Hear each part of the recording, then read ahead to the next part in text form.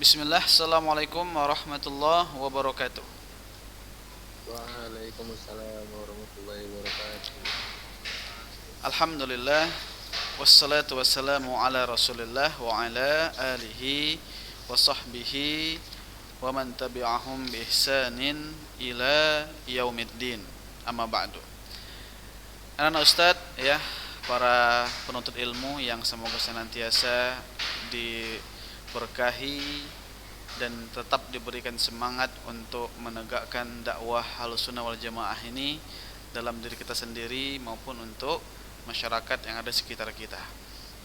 Nah, pada kesempatan kali ini Ustadz ingin menegaskan sekali lagi bahwasanya selama daring ini ya termasuk penilaian yang paling yang paling baik itu adalah kehadiran antum. Jadi partisipasi antum ini membuat senang ya guru-guru antum. Kenapa? Karena mereka merasa dihargai. Nah, jadi ketika antum ikut Zoom berarti Pak antum menghargai guru dan menghargai pelajarannya. Meskipun misalnya ya tugas-tugas masih belum bisa dikerjakan, tapi setidaknya dengan antum aktif ya berpartisipasi, naam ya guru tersebut sudah merasa dihargai. Nah, gitu dia. Makanya ya Ustaz mohon maaf gitu kan mungkin kepada sebagian antum yang enggak tuntas-tuntas ya pekerjaan masalah hadisnya ya karena Ustaz memandang ya antum kurang aktif gitu dalam mengikuti Zoom Ustaz. Nah, sehingga Ustaz mengharuskan antum kerjakan 5 tugas yang Ustaz berikan itu gitu. Tapi kalau bagi antum yang aktif ya mungkin cuma Ustaz berikan 2 tugas saja atau 1 tugas saja udah selesai. Jadi ini mohon dapat kita pahami bersama. Oke, baik anak Ustaz rahimani rahimakumullah, kita akan belajar hari ini hadis dhaif. Buka halaman 36 dari buku panduan kalian. Halaman 36. Nah, metode yang Ustadz berikan pada kesempatan kali ini ya, Ustadz menjelaskan terlebih dahulu ya gambaran materi yang ada di halaman 36 berupa terjemahan ya atau ya arti dari teks yang ada di halaman 36. Nah, karena memang setelah Ustaz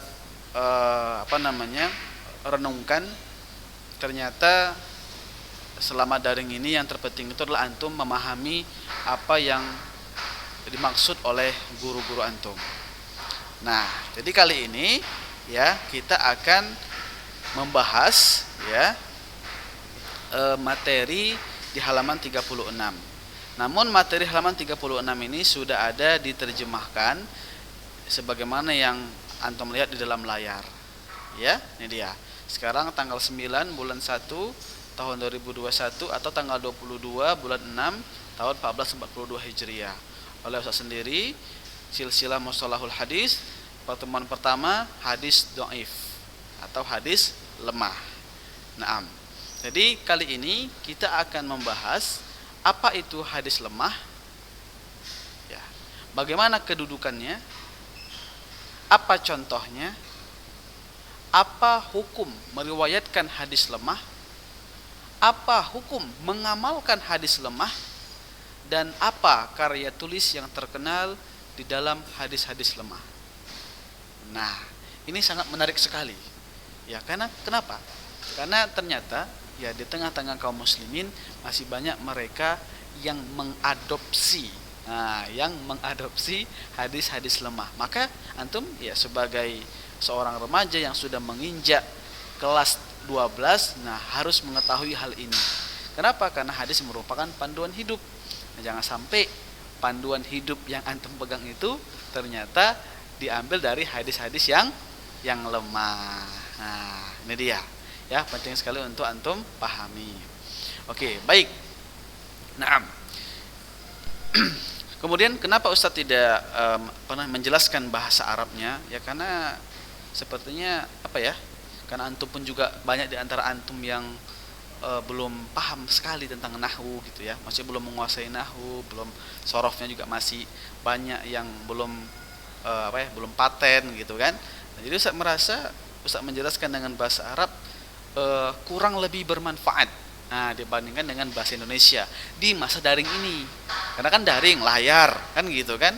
Nah, jadi Ustaz mengambil metode mungkin yang Ustaz rasa ini kayaknya lebih mudah buat antum. Nah, gitu dia. Ya. Taib. Kita baca ya. Mungkin saya akan minta satu orang ya untuk membacakan. Siapa ya? Kita minta kepada Abdurrahim. Nah, Abdurrahim silakan dibaca. Hadis dhaif adalah Bahasa Arabnya ini Zat? enggak, bahasa Indonesia yang di layar. Enggak nampak. Enggak nampak, merengkan layarnya. Enggak nampak Zat. Udah. Silakan. Hadis dhaif atau hadis lemah adalah hadis yang memenuhi kriteria hadis hasan karena hilangnya satu dari sekian syarat hadis hasan. Thayyib, cukup. Jadi di sini dalam bukunya, dalam buku halaman 36 dikatakan hadis ad-dhaif atau al-hadis al-mardud, yaitu huwa ma lam yajma' sifatal hasan bi faqdi syartin min syurutihi. Ini terjemahannya. Hadis dhaif atau hadis lemah adalah hadis yang tidak memenuhi kriteria hadis hasan karena hilangnya satu dari sekian syarat hadis hasan. Abdurrahim, ada berapa syarat hadis hasan?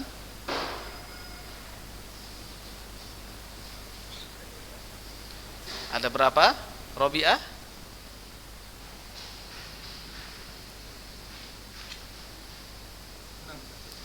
Ada 6, betul Akmal Ridho?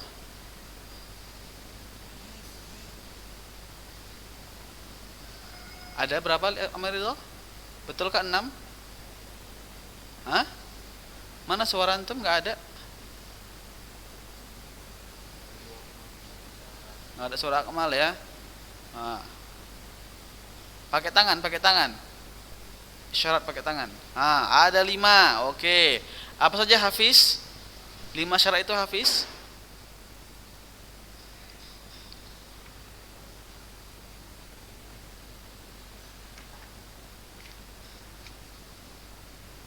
Hafiz Sya'alfat, apa saja 5 syarat hadis hasan? Bersambungnya sanad. Yang kedua,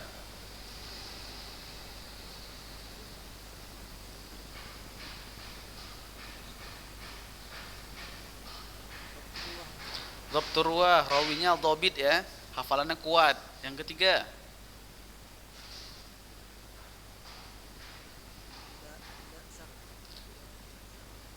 tidak syad. Ya, itu yang keempat itu yang keempat. Yang ketiga ada lagi.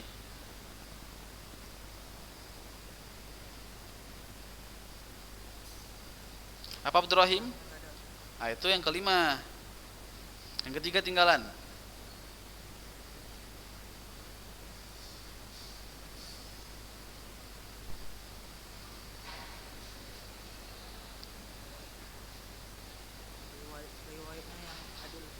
Perawinya adil. Ya, perawinya itu bukan itu, ya. Jadi ada 5 syarat hadis hasan. Ini ingat terus nak. Ya, jangan sampai antum lupa. Ini penting sekali ya. Ustaz sudah berkali-kali mengulang hal ini, tapi ternyata masih banyak di antara antum yang belum paham dengan baik. Oke, jadi 5 syarat hadis hasan, ya. Apa 5 syaratnya itu?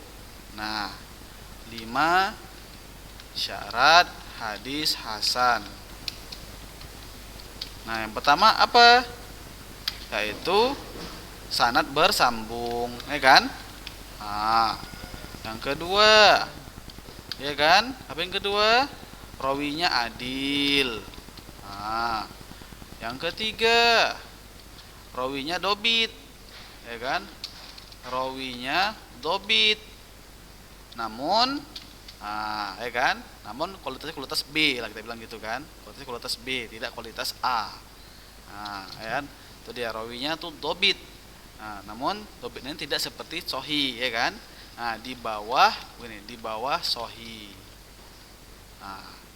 Rawinya dobit di bawah sohi. Oke. Baru Yang keempat, ya betul, tidak ada syad atau keganjilan riwayat. Nah, baru yang terakhir dan kelima yaitu tidak ada ilat, atau cacat, ya kan, pada periwayatan. Ini dia. Nah, jadi apabila satu saja, ingat satu saja, berapa Robiah? Satu saja hilang, maka turunlah hadis ini menjadi hadis do'if. Itu dia. Misalnya keadilan rawi hilang misalnya, maka tinggal 4. Maka dia bukan hasan tapi do'if. Atau yang nomor 5 hilang, maka jadi hadis do'if. Atau nomor 4 hilang, jadi hadis do'if. Apalagi nomor 1, ini maka hadisnya do'if. Itu dia. Jadi 1 aja hilang, maka hadisnya do'if. Oke, berikutnya baca Robiah, kedudukan hadis do'if. Kedudukan hadis dhaif berjenjang-jenjang seperti halnya hadis sahih. Ada yang derajatnya dhaif jiddan, matruk, munkar, dan yang paling parah maudhu. Oke, baik. Silakan sambung contoh hadis dhaif. Contoh hadis dhaif dari Abu Hurairah radhiyallahu anhu, Nabi sallallahu alaihi wasallam bersabda, siapa yang mendatangi istrinya yang haid atau mendatangi dari belakang, dukun, maka dia telah kafir dengan apa yang dikatakan kepada Muhammad. Hadis riwayat At-Tirmidzi, ya. Oke, baik, saya jelaskan sedikit. Hadis dhaif ini dia berjenjang-jenjang, ya, sebagaimana hadis sahih. Sahih kan ada namanya sahih li zatiyah, juga sahih li apa? Li ghairihi. Itu dia. Ada hadisnya itu, hadis sahih li dzatihi dan sahih li ghairihi. Oke, baik. Nah, dhaif juga ada juga berjenjang. Ada yang namanya dhaif jiddan, ini dhaif sekali, lemah sekali hadisnya, atau matruk, ditinggalkan, atau munkar. Munkar di sini artinya bukan hadis itu munkar, ya. Namun ada rincian nanti kapan hadis dikatakan munkar. Itu dia. Ya, karena mungkin jatuhnya sekian rawi gitu kan, karena mungkin ada rawinya yang sangat fasik sekali, gitu, dia meriwayatkan hadis gitu kan. Itu dia. Pokoknya ini dhaif jiddan, matruk, munkar, dan yang paling parah maudhu. Apa itu maudhu? Robiah tahu Robiah apa tadi maudhu? Hadis palsu. Masya Allah, inilah parahnya hadis palsu, ya kan. Kata Nabi SAW, ingat hadis Nabi tentang hadis palsu, man kadzaba alayya muta'ammidan faltabawwa maq'adahu minan nar. Siapa yang berdusta, siapa yang berdusta, ya, atas namaku, maka akan disediakanlah untuknya tempat duduk di neraka. Dan tahu nak, ternyata saat ini, ya, Ustaz lupa tuh, di zaman Khalifah Marwan kayaknya, Malik bin Marwan kalau saya nggak silap itu kan, itu ada memang satu tokoh ini dia meriwayatkan, kalau Ustaz nggak silap itu 1000 hadis palsu, dan dia telah menyebarkan 1000 hadis itu kepada masyarakat kaum muslimin.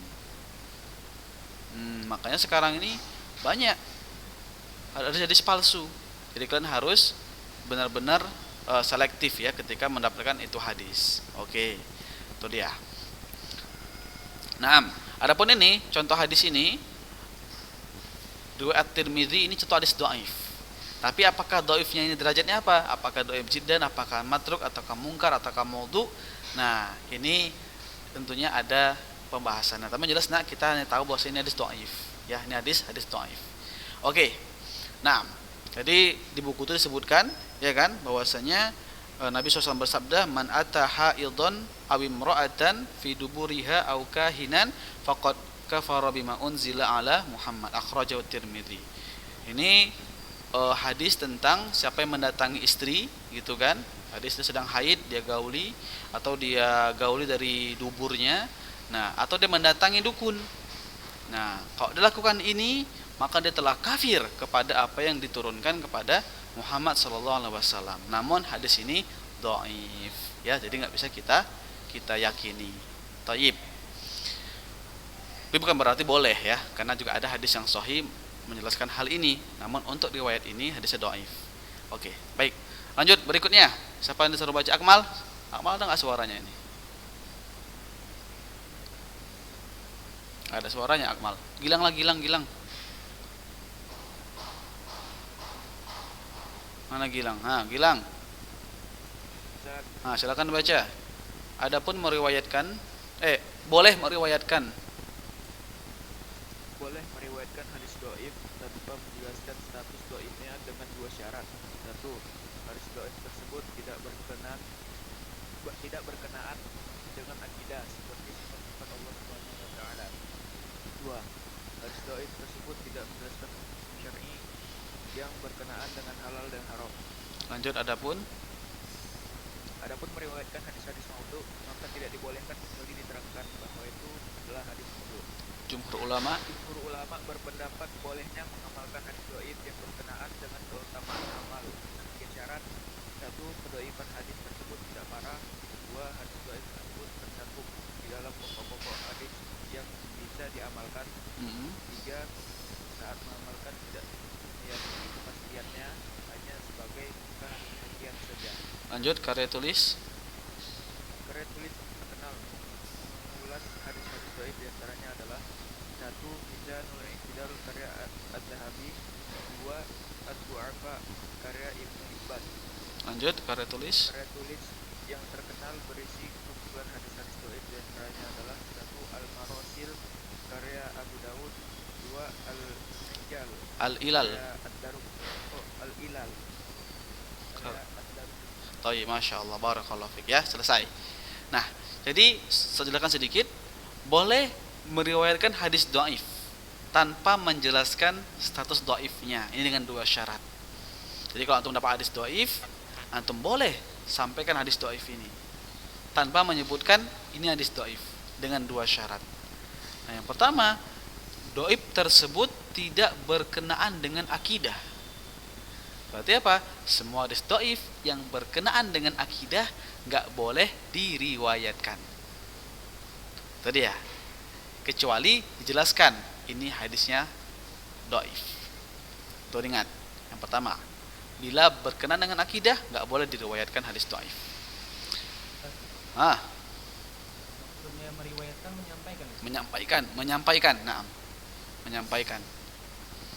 Oke, berikutnya yang kedua, dhaif tersebut tidak menjelaskan hukum-hukum syar'i yang berkenaan dengan halal haram. Jadi kalau ada hadis dhaif, dia menjelaskan hukum halal haram, hukum-hukum syar'i, maka nggak boleh disampaikan. Kecuali antum jelaskan ada hadis dhaif. Itu dia.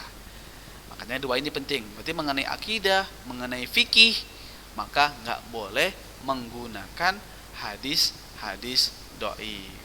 Nggak boleh menyampaikan hadis dhaif yang berkaitan dengan akidah dan fikih, kecuali dia sebutkan hadis ini dhaif supaya apa? Masyarakat tahu. Itu dia, ya. Hadisnya lemah, bukan dari Nabi. Berikutnya, adapun meriwayatkan hadis maudhu, hadis palsu, maka nggak dibolehkan, bahkan dapat ancaman, ya, kecuali diterangkan bahwasanya itu hadis maudhu.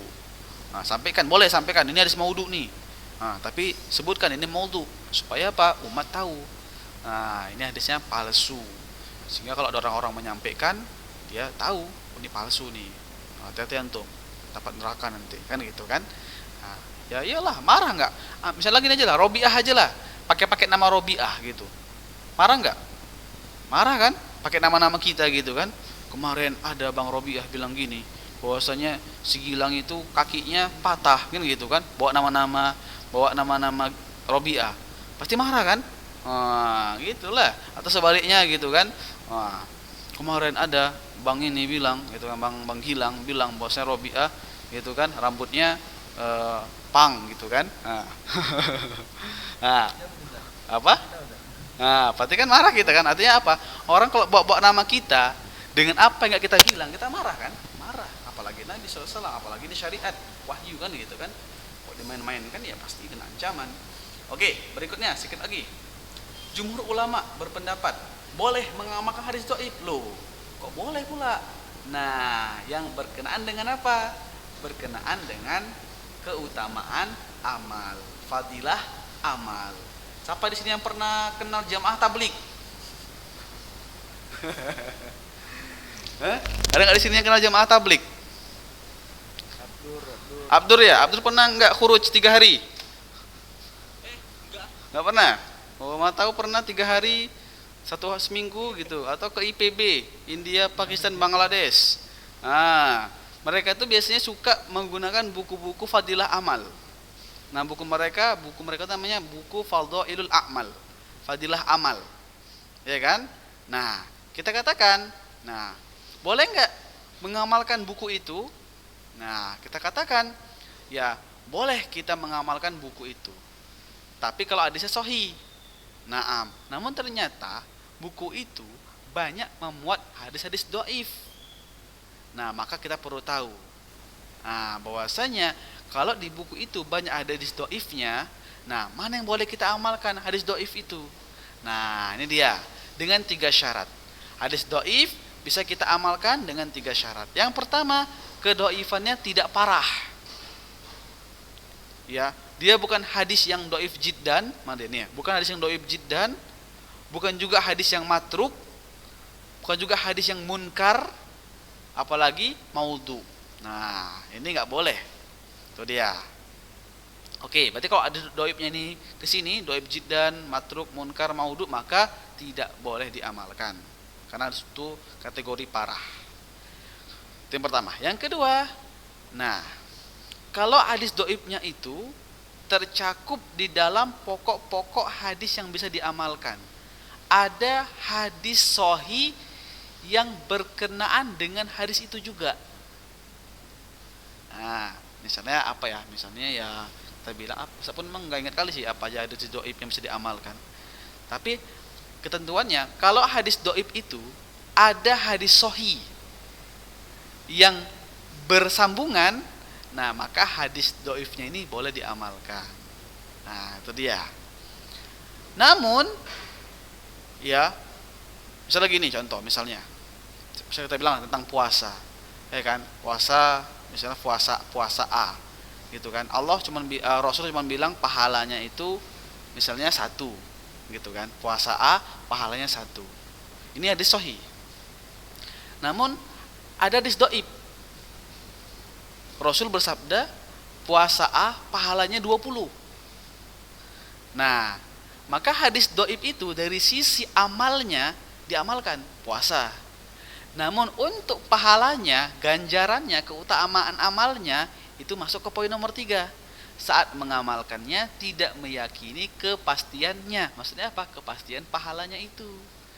Nah, cuman sebagai kehati-hatian saja, ya mana tahu ada hadis yang mendukungnya, yang pahalanya besar 20. Nah, gitu dia. Ya, ini dia. Sebenarnya Ustaz mau menjelaskan lebih rinci masalah ini, tapi kan ini daring, ya cuman singkat waktu kita, jadi antum pahami aja lah. Bahwasanya 3 ini kalau antum ingat-ingat, insyaallah antum tahu kayak mana mengamalkan hadis dhaif. Jadi kalau misalnya ada orang JT bilang gini, orang jamaah bilang gini, boleh ngamalkan hadis dhaif, boleh katanya, boleh hadis dhaif itu diamalkan. Siapa bilang nggak boleh? Jumhur ulama yang mengatakan lagi, kebanyakan ulama. Kita bilang, Pak, ada syaratnya Pak. Nah, yang pertama Pak, dhaifnya Pak, apa? Gimana? Jangan iyain aja lah, harus dijawab. Yang pertama Pak, 3 syarat Pak. Yang pertama Pak, dhaifnya nggak parah kali Pak. Nah, yang kedua, dhaifnya ini Pak harus ada hadis asalnya itu yang sahih. Nah, yang ketiga Pak, saat kita ngamalkan Pak, nggak boleh yakini pahalanya itu Pak. Nah, tengok hadis yang sahih kayak mana pahalanya. Cuman 1, dhaifnya 15, maka 1 yang kita yakinin, jangan yang 15. Nah, gitu dia. Oke ya. Kemudian ini kara-kara tulisnya, Bisa antum searching di Google, bisa cari. Naam. Kemudian sebelum saya tutup, ya, ini ada evaluasi. Ada materi evaluasi. Nah, ini ada Ustadz tuliskan di sini dua esai dan 3 pilihan berganda. Nah, ini materi evaluasi, bukan tugas ya, bukan tugas. Artinya apa? Enggak usah masukkan ke DKN. Ini sifatnya kalau antum ingin lebih memahami materi kita kali ini bisa antum jadikan acuan. Jadi kalau antum ingin mau lebih memahami materi kita, ini bisa antum kerjakan. Dan nggak perlu dikirim ke ustadz, cukup antum sendiri saja yang mengetahui jawaban antum. Tapi kalau antum mau kirim, ya silakan aja, gitu kan. Namun ini nggak masuk ke dalam penilaian. Ini sifatnya ustadz memberikan evaluasi supaya mungkin antum dengan evaluasi ini antum lebih memahami materi yang ada di pertemuan satu ini, ya. Demikian. Kalau ada yang mau bertanya, silakan lewat WA. Ya, dan saya mohon maaf apabila slow respon ya, karena sekarang Ustaz bertugas lebih berat lagi ya amanahnya. Demikian dari Ustaz, syukran wa jazakumullahu khairal jaza. Subhanakallahumma bihamdika asyhadu an la ilaha illa anta astaghfiruka wa atubu ilaik. Dan terakhir, Ustaz berikan saran, dengarkan lagi YouTube-nya ya supaya antum lebih paham. Zoom ikutin YouTube Murojaah. InsyaAllah Allah kasih kemudahan di dalam antum memahami ilmu yang mulia ini. Assalamualaikum warahmatullahi wabarakatuh. Waalaikumsalam warahmatullahi wabarakatuh.